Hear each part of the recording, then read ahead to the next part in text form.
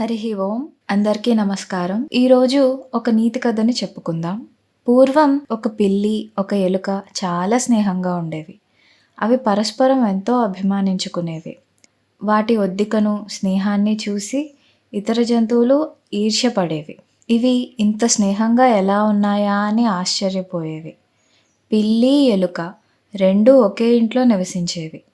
ఎవరు ఏది సంపాదించినా ఇద్దరూ సమంగా పంచుకునేవారు. ఒకరోజు సాయంత్రం ఇద్దరూ పొయ్యి ముందు కూర్చుని కబుర్లు చెప్పుకుంటున్నారు. పిల్లి మనసులో ఏదో ఆలోచన మెరిసింది.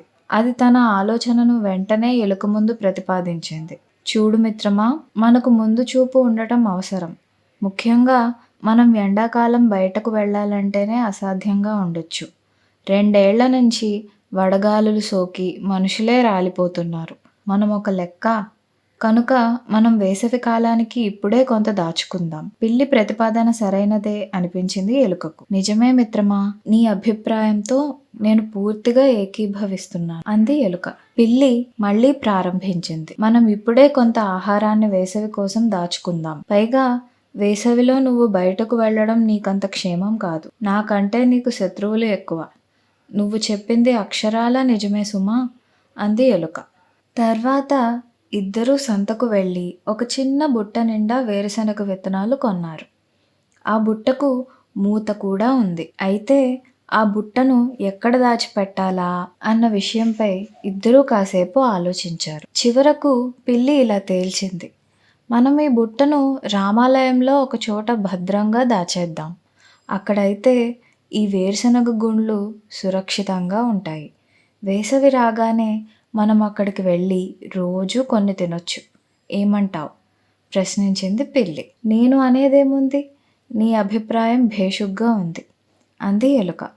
తర్వాత పిల్లి ఆ బుట్టను తనే మోసుకెళ్ళి రామాలయంలో ఎవరికీ కనిపించని చోట భద్రంగా దాచింది. మనమిద్దరం బుట్ట తీసుకెళ్తుంటే ఇతరులు ఎవరైనా చూసే ప్రమాదం ఉందని చెప్పి పిల్లి ఒక్కతే రామాలయానికి వెళ్ళి ఆహారాన్ని దాచింది. కొన్ని వారాలు గడిచాక పిల్లి మనసులో ఒక దురూహ మెదిలింది. తను ఒక్కతే వెళ్లి రామాలయంలోని వేరుశనగ గుండ్లను కొద్దిగా మెక్కాలనిపించింది. తన మిత్రుడైన ఎలుకకి ఎలాంటి అనుమానం రాకూడదని పిల్లి ఒక పథకం పన్నింది. ఒకరోజు సాయంత్రం అది ఎలుకతో ఇలా చెప్పింది.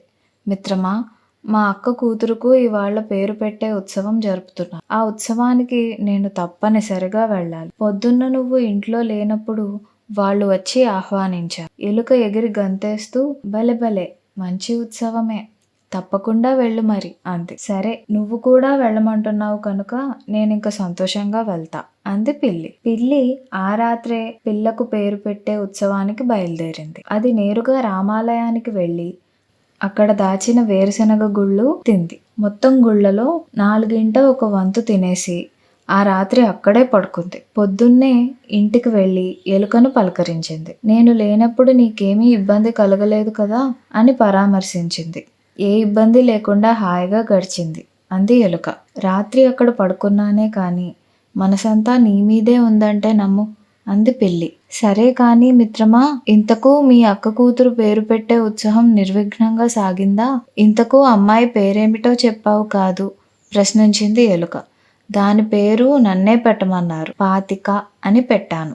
ఎలా ఉంది అడిగింది పిల్లి. ఎలుక ఆ పేరు విని ఆశ్చర్యపోయింది. ఇది కొత్త రకం పేరులాగుంది. ఇంతకు ముందు నేనెప్పుడూ ఇలాంటి పేరు వినలేదు అంది ఎలుక. అవును, అక్కడి వాళ్ళు అదే మాట అన్నారు అంది పిల్లి ఉత్సాహంగా. అది రాత్రి తిన్న వేరుశనగ గుళ్ళ రుచి దాని మనసులో ఇంకా మెదులుతూనే ఉంది. అందుకే అది ఉత్సాహంగా ఉంది. ఇలా కొన్నాళ్లు గడిచింది. పిల్లికి వేరుశనగ గుళ్ళపై మళ్లీ మనసు పోయింది. అది ఈ దఫా పాత పథకాన్నే కొద్ది మార్పులతో ఎలుక ముందు ప్రతిపాదించింది. చూడు మిత్రమా, నువ్వు లేనప్పుడు మా బంధువులు వచ్చి నన్ను ఆహ్వానించి వెళ్లారు. మా అన్న కుమారుని బారసాలకు రమ్మన్నారు. వెళ్ళక తప్పదు. నిన్ను విడిచి వెళ్ళాలంటే కొద్దిగా బాధగా ఉంది. కానీ నేను వెళ్ళక తప్పదు మరి. నువ్వు అంగీకరిస్తే సంతోషంగా వెళ్ళి వస్తా. భలే వాడివే, ఇలాంటి ఉత్సవాలంటే నాకు భలే ఇష్టం. తప్పకుండా వెళ్ళు అంది ఎలుక. ఆ రాత్రి పిల్లి నేరుగా రామాలయానికి వెళ్ళి అక్కడ దాచిన వేరుశనగ గుళ్ళను హాయిగా తింది. సరిగ్గా సగం గుళ్ళు అయిపోయాయి. ఇక సగమే మిగిలి ఉన్నాయి. పిల్లి మరుసటి రోజు పొద్దున్నే గూడు చేరుకుంది. ఎలుక దానికి బ్రహ్మాండంగా స్వాగతం చెప్పింది. రారా, నీకోసమే ఎదురు చూస్తున్నాను అంది. నేను లేనప్పుడు నీకెలాంటి ఇబ్బంది కలగలేదు కదా పాత ధోరణిలోనే పరామర్శించింది పిల్లి. కానీ ఎలుకకు మాత్రం పిల్లి అసలు స్వభావం తెలీదు. అందుచేత అది సంతోషంగా సమాధానమిచ్చింది. నాకెలాంటి ఇబ్బంది కలగలేదు. అన్నట్లు మీ అన్న కుమారుని పేరేమిటో చెప్పావు కాదు. మీ పేర్లు భలే గమ్మత్తుగా ఉంటాయి. చెప్పు చెప్పు, ఆ అబ్బాయి పేరు చెప్పు పిల్లి ఉల్లాసంగా ఇలా అంది. మా అన్న కుమారుని పేరు అర్థం. ఎలా ఉంది పేరు? ఇంతకు పేరు నువ్వు అన్నట్లు గమ్మత్తుగానే ఉంది సుమా. అవునవును, గమ్మత్తుగానే ఉంది అంది ఎలుక. 1 వారం 10 రోజులు గడిచాయి. తినమరిగిన కోడి ఇల్లెక్కి కూసిందన్న సామెత చందంగా పిల్లికి మళ్ళీ వేరుశనగ గుళ్ళపై మనసు మళ్ళింది. ఈసారి అది మరో కథ వినిపించింది. మా దూరపు బంధువులొకరు బిడ్డకు పేరు పెట్టే ఉత్సవానికి పిలిచారు. ఈ రాత్రికే వెళ్ళాలి. నీకేం ఇబ్బంది లేదు కదా అంది పిల్లి. తనకెలాంటి ఇబ్బంది ఉండదు, వెళ్ళి రమ్మంది ఎలుక. పిల్లి నేరుగా రామాలయం వెళ్ళి బుట్టలో ఉన్న వేరుశనగ గుళ్ళన్నీ తినేసింది. రాత్రికి అక్కడే గర్భగుడిలో పడుకుని పొద్దున్నే ఇల్లు చేరుకుంది. రాగానే ఎలుక సంతోషంగా పలకరించింది. సుప్రభాతం మిత్రమా, సుప్రభాతం. మీ బంధువులందరూ కులాసాయేనా? ఇంతకు ఆ బిడ్డ పేరేమిటి? దీని పేరు నేనే పెట్టాలి. పేర్లు సూచించడంలో నేను దిట్టనని మా వాళ్ళందరికీ తెలిసిపోయింది. అందుకే నన్నే పెట్టమన్నారు. బిడ్డ పేరు సంపూర్ణం. ఎలా ఉంది పేరు అడిగింది పిల్లి. అబ్బో, భలే గమ్మత్తుగా ఉందే. పాతిక, అర్థం, సంపూర్ణం. ఈ పేర్లన్నీ గణిత శాస్త్రాన్ని సూచిస్తున్నాయే అంది అమాయకంగా ఎలుక. అక్కడ రామాలయంలో బుట్టలో దాచిన వేరుశనగ గుళ్ళన్నీ సంపూర్ణంగా పిల్లి తినేసిన విషయం పాపం దానికి తెలియదు. తర్వాత పేర్లు పెట్టే ఉత్సవాలేమీ జరగలేదు. పిల్లి వెళ్ళడమే జరగలేదు. ఇంతలో వేసవి మంటలు కక్కుతూ వచ్చేసింది. పిల్లి, ఎలుక ఎండల ధాటికి తట్టుకోలేక పగలంతా ఇంట్లోనే ఉండిపోయాయి. రాత్రి అయింది. తెల్లగా చల్లగా వెన్నెల కాస్తోంది. ఉన్నట్టుండి ఎలుక పిల్లితో ఇలా అంది. ఇవాళ మనం పగలంతా ఏమీ తినలేదు. వట్టి నీళ్లతోనే గడిపాము. రామాలయానికి వెళ్ళి కాసిన వేరుశనగ గుళ్ళు తిని వద్దాం పద. బయట చల్లగా ఉంది. పిల్లి కూడా సరే అంది. ఇద్దరూ రామాలయానికి వెళ్లారు. అక్కడికెళ్ళి చూస్తే ఏముంది? ఖాళీ బుట్ట ఉంది. అందులో మచ్చుకి కూడా వేరుశనగ గుండ్లు లేవు. ఎలుకకి అనుమానం వచ్చింది. నిజం చెప్పు, నువ్వే ఇవన్నీ మెక్కావు కదూ ప్రశ్నించింది ఎలుక. అవును, నేనే తిన్నా. ఏం చేస్తావు? పొడుస్తావా అంది పిల్లి.